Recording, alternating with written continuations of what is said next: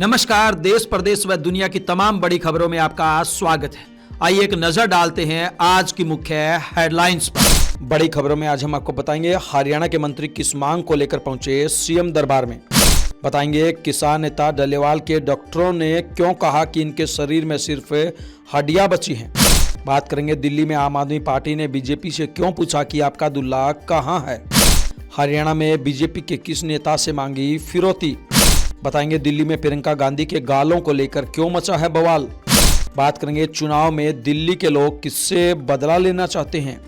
बताएंगे चंडीगढ़ सचिवालय में आग लगने से किसकी जली फाइलें। बताएंगे रोडवेज के ड्राइवर को किडनैप कर क्यों मांगी 2 करोड़ की फिरौती। बताएंगे हरियाणा सरकार ने लाखों बच्चों को क्या दी है बड़ी सौगात। बात करेंगे विनेश फोगाट क्यों आई फिर सुर्खियों में। बात करेंगे राहुल को लेकर बीजेपी ने क्या दिया है बड़ा बयान। बताएंगे हरियाणा में लोगों की आधी रात को क्यों टूटी नींद। बताएंगे हरियाणा के कांग्रेस एमएलए से क्यों हुई पूछताछ। बताएंगे रिश्वतखोर अधिकारी की डायरी से किसकी बढ़ेंगी मुश्किलें। वहीं हरियाणा में 1 करोड़ 30 लाख की ठगी करने वाला कर्नल कैसे हुआ गिरफ्तार। अब देखिए खबरें विस्तार से। बड़ी खबरों में आइए बात करते हैं हरियाणा के मंत्री क्यों पहुंचे सीएम दरबार में। जी हां, हरियाणा की बीजेपी सरकार के मंत्री कर्मचारियों की ट्रांसफर की पावर देने के लिए सीएम नायब सैनी से मिले।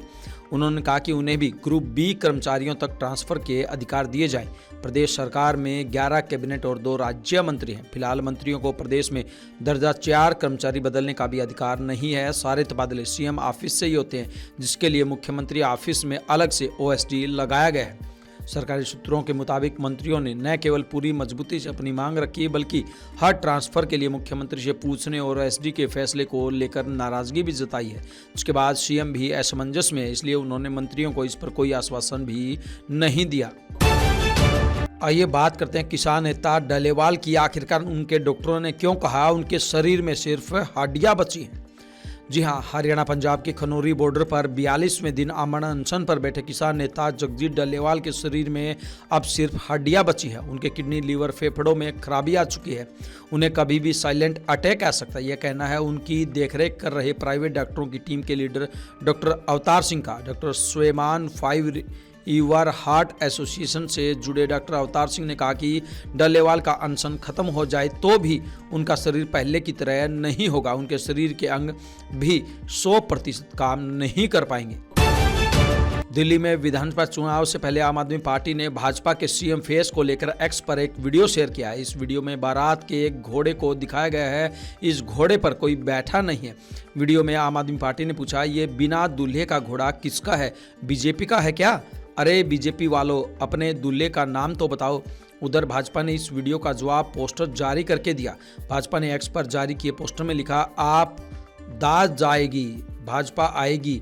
भाजपा का यह 5 दिन में 5वां पोस्टर है। भाजपा ने इससे पहले केजरीवाल को दिल्ली का राजा बाबू भी कहा था। हरियाणा में जींद में भाजपा नेता डॉक्टर राज सैनी से बदमाशों ने फिरौती मांगी है। शाम व्हाट्सएप कॉल पर बदमाशों ने उनसे कहा कि अपनी मर्जी से सेवा पानी कर दो, नहीं तो बुरा अंजाम भुगतना पड़ेगा।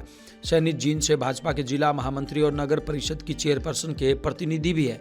हालांकि आरोपियों ने यह भी बताया कि उन्हें फिरौती में कितने रुपए चाहिए। उन्होंने बस इतना कहा कि जैसे गौशाला में रुपए दान करते हैं वैसे ही हमें भी दान कर दो। इसके बाद राज सैनी ने मामले की शिकायत शहर थाना पुलिस को दी। पुलिस ने शिकायत मिलने के बाद जांच शुरू कर दिया। इस घटना से कुछ दिन पहले ठगों ने राज सैनी के नाम पर ढाबा संचालक को फोन करके 27,000 रुपये का खाना भी मंगवाया था। होटल कर्मचारी जब खाना लेकर पहुंचे थे उससे कहा गया कि खाना जरूरतमंदों में बांट दो, पैसे वह दे देंगी। आइए बात करते हैं प्रियंका गांधी के मामले को लेकर की गई विवादित टिप्पणी की। जी हां, दिल्ली से भाजपा कैंडिडेट रमेश बिधूड़ी ने एक जनसभा को संबोधित करते हुए प्रियंका गांधी पर आपत्तिजनक कमेंट किया। बयान का वीडियो कांग्रेस नेता पवन खेड़ा ने एक्स पर शेयर किया।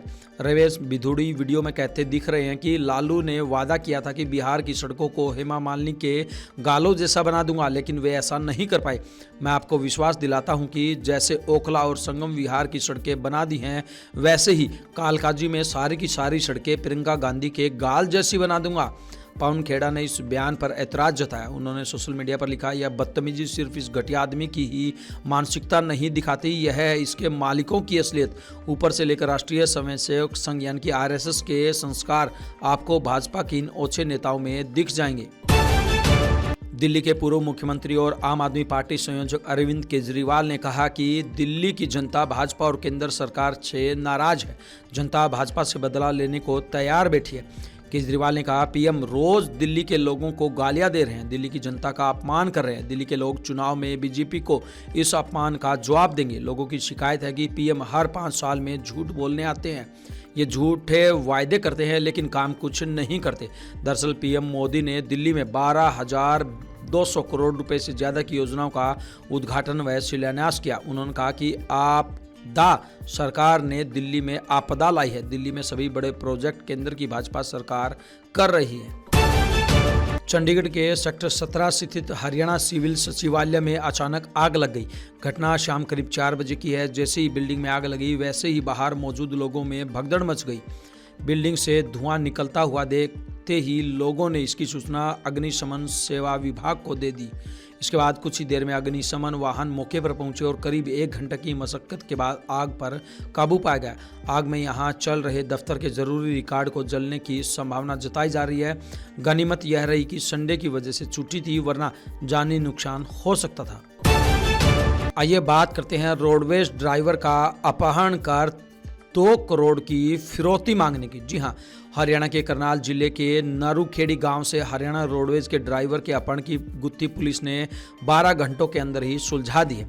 करनाल पुलिस ने इस मामले में 3 आरोपियों को गिरफ्तार किया है। बदमाशों द्वारा ड्राइवर का अपहरण करने के बाद परिवार से 2 करोड़ की फिरौती मांगी गई थी। वहीं पुलिस ने आरोपियों को अदालत में पेश कर 3 दिन के रिमांड पर लिया है। आइए बात करते हैं हरियाणा के लाखों बच्चों से जुड़ी खबर की। जी हां, हरियाणा के निजी स्कूलों को सरकार ने बड़ी राहत दी है। सरकार ने हमेशा की तरह इस बार भी प्रदेश भर में चल रहे 1032 अस्थायी मान्यता प्राप्त स्कूलों को बोर्ड परीक्षा फार्म भरने की अनुमति दे दी है। इसके साथ ही संबंधित स्कूलों की सूची भी भिवानी बोर्ड को भेज दी गई है। सरकार के इस फैसले से अब स्कूल बच्चों के बोर्ड परीक्षा फार्म भरवा सकेंगे। इस पूरे मामले में खास बात यह है कि सरकार हर बार परीक्षा के दौरान इन स्कूलों को परीक्षा फार्म भरने की अनुमति देती है। इसका फायदा ये स्कूल संचालक हर साल उठाते हैं और सरकार की ऐसी उदारता का फायदा उठाकर मान्यता लेने से कतराते हैं।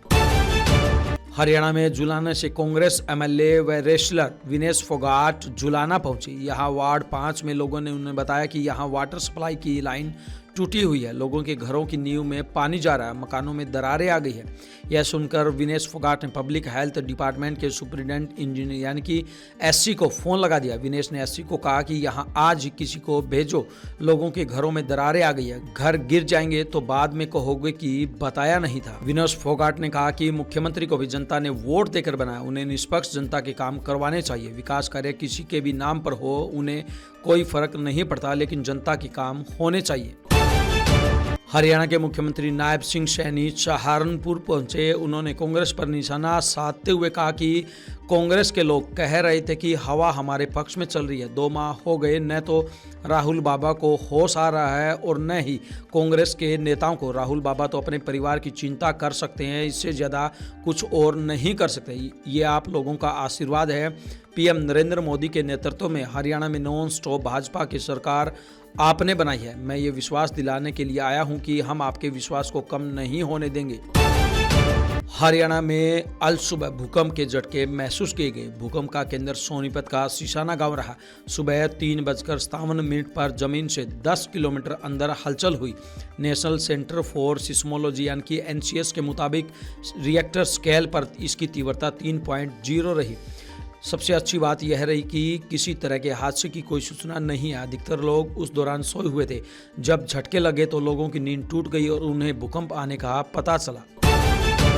हरियाणा के भिवानी में छात्रा के सुसाइड मामले में लोहारू से कांग्रेस विधायक राजवीर भाटिया को पूछताछ के लिए DSP ऑफिस बुलाया गया। यहां उन्हें करीब 4 घंटे तक बैठाए रखा।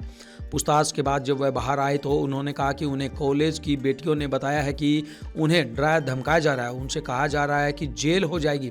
पुलिस प्रशासन पर बेटियों को परेशान करने का आरोप लगाते हुए विधायक ने कहा कि एक बेटी हमारे बीच से चली गई है, ऐसे में बार बार बेटियों को पूछताछ के नाम पर परेशान किया जा रहा है। यदि कुछ अनहोनी हुई तो प्रशासन इसका जिम्मेदार होगा। बता दें कि भिवानी जिले के गांव सिंघानी स्थित शारदा महिला कॉलेज की BA फाइनल ईयर की छात्रा दीक्षा ने 24 दिसंबर को अपनी जीवन लीला को समाप्त कर लिया था। वह आर्थिक तंगी के कारण कॉलेज की फीस नहीं भर पाई थी, इसके चलते उसे कॉलेज से निकाल दिया गया था। विधायक फटिया इस कॉलेज के मालिक हैं। करनाल के कुंजपुरा में खाद्य एवं आपूर्ति विभाग के अधिकारियों के खिलाफ भ्रष्टाचार निरोधक ब्यूरो यानी कि ACB की जांच में अहम मोड़ आ गया है। ACB की टीम को खाद्य एवं आपूर्ति विभाग के AFAO और इंस्पेक्टर की एक डायरी और मोबाइल से कई अहम सुराग मिले हैं।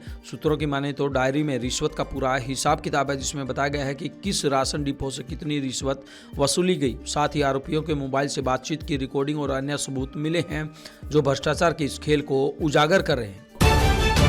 भिवानी में पुलिस ने 30 युवाओं के आर्मी में भर्ती करवाने के मामले में 1,31,60,000 रुपए की धोखाधड़ी करने वाले फर्जी कर्नल को देर रात गिरफ्तार किया है। थाना औद्योगिक क्षेत्र पुलिस को नफे सिंह नामक व्यक्ति ने शिकायत दर्ज करवाई थी, जिसमें पुलिस को बताया कि उसने आर्मी में कर्नल बताने वाले व्यक्ति शिव प्रेम कुमार को 30 युवाओं को आर्मी में भर्ती करवाने के नाम पर 1 करोड़ रुपए दिए थे, लेकिन किसी भी युवाओं को न तो आर्मी में लगवाया गया और न ही उनके रुपए वापस दिए गए। औद्योगिक क्षेत्र थाना पुलिस ने इस शिकायत के आधार पर संबंधित धाराओं के तहत मामला दर्ज किया था। उसने बताया कि आरोपी आर्मी भर्ती करने के नाम पर प्रत्येक से 6 लाख रुपए लेते थे। इस मामले में प्रभारी कार्रवाई करते हुए आर्थिक अपराध शाखा भिवानी के उप निरीक्षक प्रवीण कुमार ने आरोपी को भिवानी से गिरफ्तार किया है। 9 फरवरी 2020 को इसकी शिकायत दर्ज हुई थी। इन तमाम खबरों को लेकर आपकी क्या कुछ राय है, आपकी क्या कुछ प्रतिक्रिया है, आप हमें कमेंट बॉक्स के माध्यम से जरूर बताएं। ब्यूरो रिपोर्ट, बिंदास हरियाणा।